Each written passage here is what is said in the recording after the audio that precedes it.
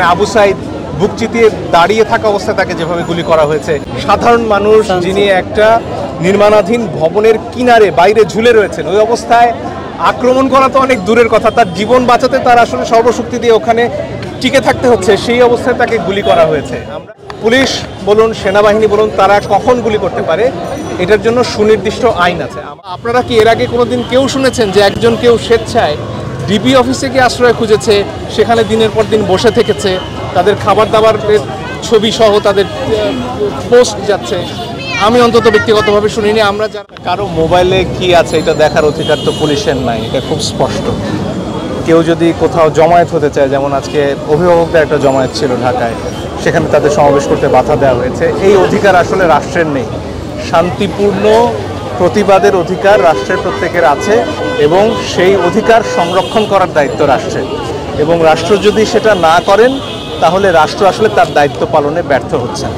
আমরা আদালতে যখন গিয়েছি, যখন আমরা বলেছি যে নিরস্ত্র বিক্ষোভকারীদের উপর গুলি চালানোর অধিকার রাষ্ট্রের নেই, সরকারের নেই, তখন আমরা আসলে এটাই বলার চেষ্টা করেছি যে একজন মানুষ যখন নিরস্ত্র অবস্থায় প্রতিবাদ করছেন, তার উপরে সরকার বিনা কারণে গুলি চালাতে পারে না। এই ব্যাপারটা আমরা ঘুরে ফিরে বলার চেষ্টা করছি, এবং বিশেষত যে জিনিসটা আমরা বলেছি যে 6 জন সমন্বয়ক এই বৈষম্য বিরোধী ছাত্র আন্দোলনের, তাদেরকে যেভাবে নিয়ে আটকে রাখা হয়েছে, এটার কোনো বিধান আসলে আইনে নেই। কাউকে যদি পুলিশ গ্রেফতার করে তাকে 24 ঘন্টার মধ্যে আদালতে উপস্থাপন করতে হয়, আপনারা সবাই জানেন। এখন তাদেরকে গ্রেফতারও দেখানো হচ্ছে না, বলা হচ্ছে তারা নাকি নিজেদের নিরাপত্তার প্রয়োজন। রাষ্ট্রপক্ষ আজকে যেটা বললেন যে তারা মনে করেছেন তারা নিরাপদ থাকতে চান, এই জন্য তারা ডিবি অফিসে গিয়েছেন। এখন ধরুন আপনি বা আমি অনিরাপদ বোধ করছি, আমরা কি কোনো কারণে ডিবি অফিসে গিয়ে আশ্রয় খুঁজবো? বা আপনারা কি এর আগে কোনোদিন কেউ শুনেছেন যে একজন কেউ স্বেচ্ছায় ডিবি অফিসে গিয়ে আশ্রয় খুঁজেছে, সেখানে দিনের পর দিন বসে থেকেছে, তাদের খাবার দাবারের ছবি সহ তাদের পোস্ট যাচ্ছে?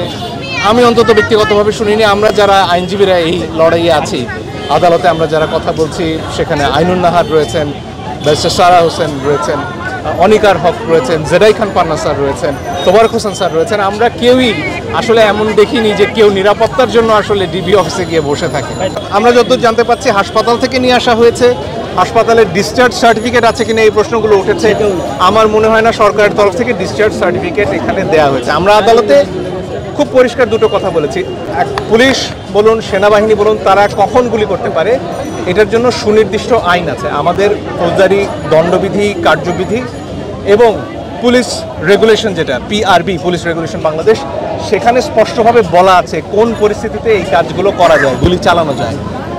এখন পর্যন্ত যেসব ক্ষেত্রে আমরা ঘটনাগুলো দেখেছি, সেখানে আবু সাইদ বুক চিতিয়ে দাঁড়িয়ে থাকা অবস্থায় তাকে যেভাবে গুলি করা হয়েছে, কিংবা সর্বশেষ যে ভিডিও আমরা দেখছি, যেখানে একজন সাধারণ মানুষ যিনি একটা নির্মাণাধীন ভবনের কিনারে বাইরে ঝুলে রয়েছেন, ওই অবস্থায় আক্রমণ করা তো অনেক দূরের কথা, তার জীবন বাঁচাতে তার আসলে সর্বশক্তি দিয়ে ওখানে টিকে থাকতে হচ্ছে, সেই অবস্থায় তাকে গুলি করা হয়েছে। আমরা আদালতে বলেছি যে আসলে এটা যদি যুদ্ধক্ষেত্রেও হতো, ওই ব্যক্তি তারা যদি এর আগে অস্ত্র নিয়ে লড়াইও করতেন এবং ওই একটা অবস্থায় পৌঁছাতেন যেখানে তার হাতে অস্ত্র নাই, তখনও তার উপরে গুলি চালানো জেনেভা কনভেনশনের বিরোধী।